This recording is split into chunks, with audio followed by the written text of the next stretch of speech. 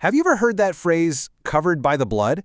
It speaks to this idea of ultimate protection, and it's rooted in one of the most incredible stories in the entire Bible.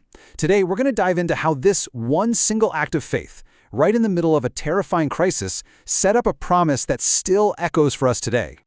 Okay, so this verse from Exodus, this is really the heart of the whole thing. It isn't just a line of scripture, it's a divine promise, made at a moment of absolute peril. Just try to imagine hearing these words yourself, that a simple, specific sign, some blood on a doorframe, was going to be the thing that decided between life and death.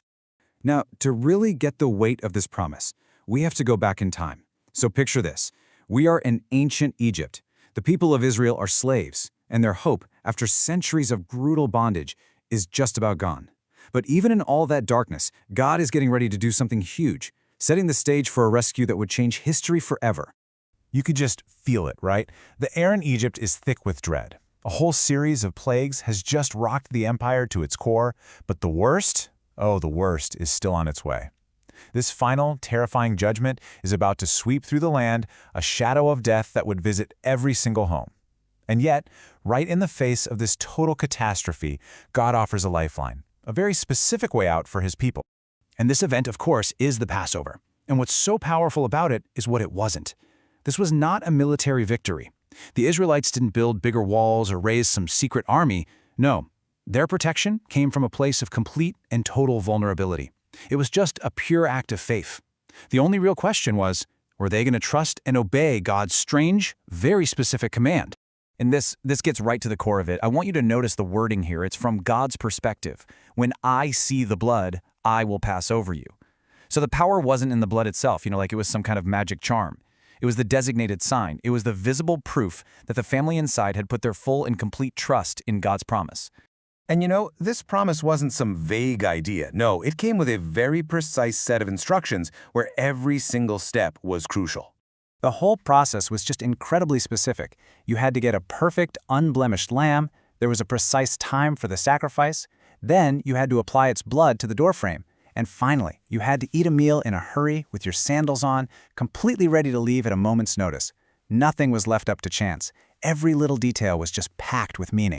So we've got the instructions, but what was the deeper meaning behind this mark? Why blood on a doorframe? Let's unpack the symbolism here, because it's powerful. This is really the crucial question, isn't it?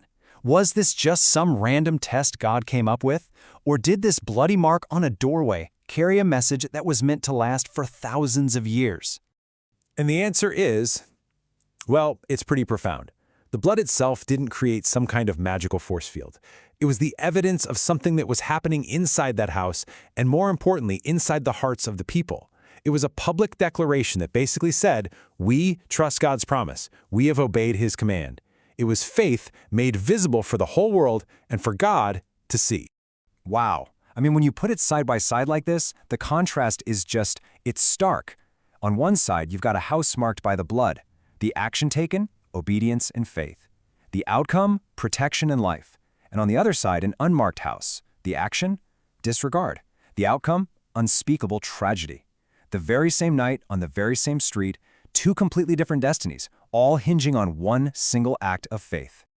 And this brings us to a huge takeaway, a timeless principle, really. True faith is never passive. It's not just some feeling you have on the inside, it's a conviction that actually demands action.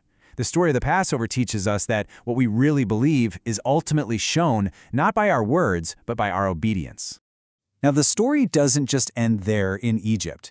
For Christians, the Passover is so much more than a historical event. The Bible actually presents it as a powerful foreshadowing of something and someone even greater.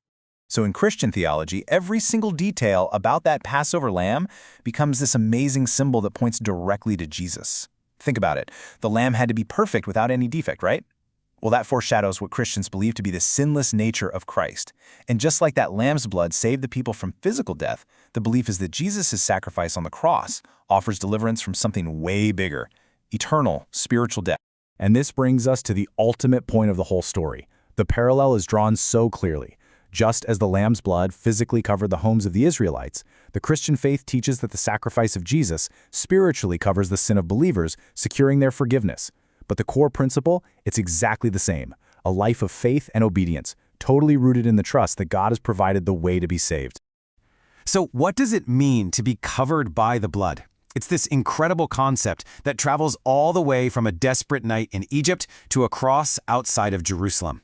It's a story about faith being made visible, about obedience even when you're afraid. And ultimately, it makes this profound declaration that true safety, real protection, isn't found in our own strength, but in trusting the sacrifice that God Himself provided.